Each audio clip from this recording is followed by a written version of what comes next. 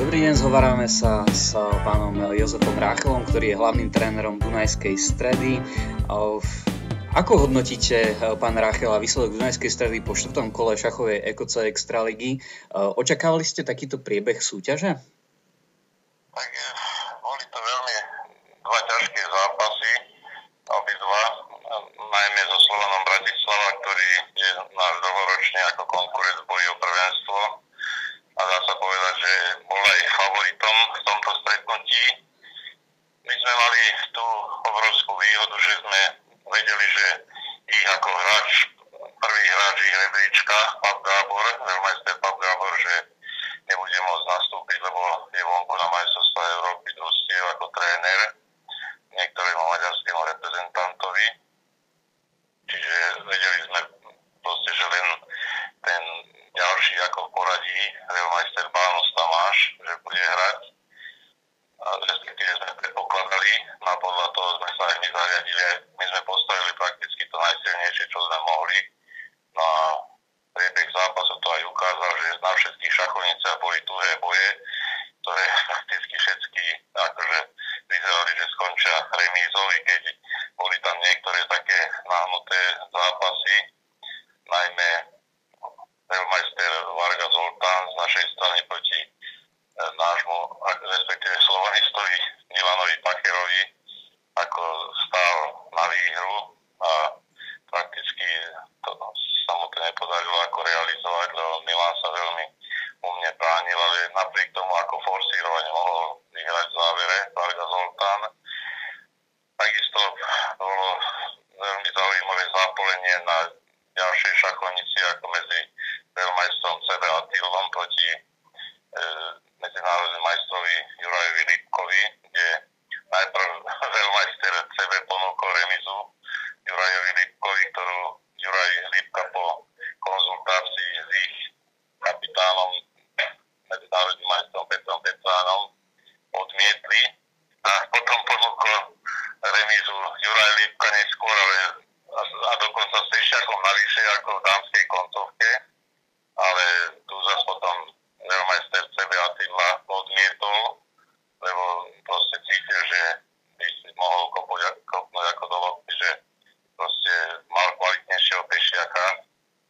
V dámskych koncovkách, ako vieme, nerozhoduje počet Pešiakov, ale kvalita Pešiakov, a táto bola na strane ako nášho hráča. Nakoniec takto aj skončilo, všetky partie skončili remízou a práve túto dôležitú, ktorú vlastne my sme ponúkali za remizu a najprv slova neprijal, tak vyhral CB Attila a tým sme vyhrali aj celý zápas. Čiže bolo to veľmi ako napínavé od začiatku do konca, veľmi zaujímavé a pekné zápolenia prebiehali na všetkých šachovniciach. Áno, to určite aj ten popis, ktorý ste dali, bol veľmi zaujímavý. Mňa by možno zaujalo tam vlastne to rozhodovanie, lebo to bola jediná rozhodná partia medzi Lipkom a Čebem, že keď vlastne v tej dámskej koncovke, keď mal Pešiaka menej, určite sa aj celé družstvo radilo. Dôverovali ste, že teda dokáže zvládnuť, že by napríklad neprehral tú partiu, pretože tam každá partia rozhodovala. Bola tam teda dôvera v jeho možnosti. Bola taká situácia, že keď ako Juraj Lipka ponúkol remizu, tak prišiel ako CB Attila za mnou a hovorí, že má ponuku remizy, tak ja som skoro aj súhlasil, že však bude dobre, tak bude 4-4, ale nehovoril CB Attila, hovorím, že ako sa cíti, že ako cíti, že by si mohol túto partiu vyhrať. On hovorí, že že on aj áno. Hovorím, tak potom treba hrať. Tak potom hral ďalej, no ale prišlo to. Aha, áno, tak to je zaujímavé. Toto vlastne rozhodlo v celkovom zápase. Dobre, a ešte by som sa chcel z pohľadu súťaže spýtať, teda máte za sebou Slován a 5-bodový odstup od zvyšku hracieho pola. Ktoré družstvá vnímate ako najväčších konkurentov v boji o titul?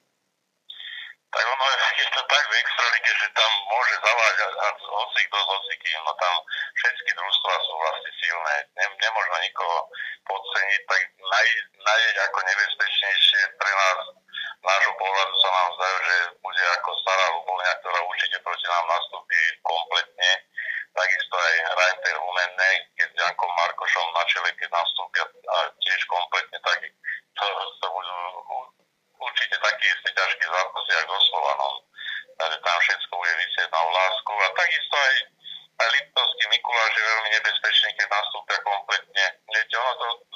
od toho, no, že jaké zostavy sa podarí postaviť jednotlivým družstvám, lebo všetky družstvá majú aj svojich licenčných hráčov, ktorí hrajú aj v iných ligách, aj v zahraničných ligách. Ak pokiaľ je nejaká kolízia termínov, tak to už je zlé. No tak uvidíme, že ako budú vedieť oni nastupovať, ak sa aj nám podarí nastúpiť.